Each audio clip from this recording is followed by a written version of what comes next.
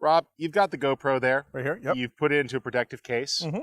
All right, so make sure the battery's fully charged, because once we hook this up, it's going to be kind of a drain. Well, yeah, and I would also just put it out there that it's good to have this knowingly fully charged before you start flying it, because when the camera is a couple hundred feet off the ground and all of a sudden you think you're getting these amazing shots, only to realize when you land it or crash it, that the camera had stopped recording. And who doesn't like actually recording a crash landing? That's exciting stuff. So make sure your batteries are fully charged. So you've got it in the case. Mm-hmm. The important thing is that this one actually has the Wi-Fi. So make sure that camera's powered on. Yep. And is the Wi-Fi network up? It looks like it, yep. Good. So then I can take my iPad or my phone, and we've covered this in detail in earlier episodes. All I'm going to do is launch my application and go to my Wi-Fi network.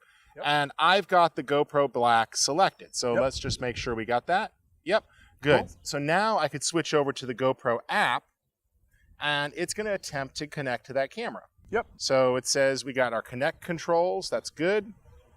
And it says it's starting the preview. Oh, hey, look, there we are. And there you go. And actually, this is really neat because, of course, this is a specific GoPro app that works with the GoPro cameras. We've actually seen this in other weeks, Rich. We've covered tools like the Cam Ranger and other remote control apps. And the idea is essentially the same, that you can have a visual look at what the camera's actually seeing as it's flying and moving around. But also, depending, in this particular app, in the GoPro app, you have a little bit of control, not a tremendous amount of control, but just a little bit.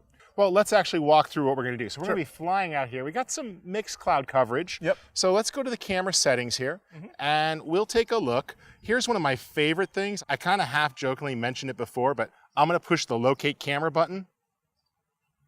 Yep, and it starts beeping, and it actually starts flashing right here. So, and this is actually seems like you're making light of it, but this is actually an important thing to realize as you're flying the camera, that functionality exists, because hey, you're stuck in a tree somewhere and you need a little beep somewhere to find it. That helps tremendously. Yeah, that's going to help you. So we can go ahead and tap over to settings. Yep. And I could see everything in the camera. Like right now, we're at 2.7K. Yep. Depending on your model of GoPro, they go up to 4K, but that tends to be 15 frames a second. Yep. This one at 2.7K, it's going to do 30 frames a second, or I can go to the cinema, which is going to be 24. I'll actually take the extra frames at 30. Sure. So we're good there.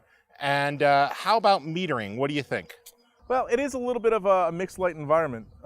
So, I think that we might want to turn it on just to give us a little help. All right, we'll try spot metering, see how it does. And the good news is we can get a preview. So now everything looks good, so I'll just hit done.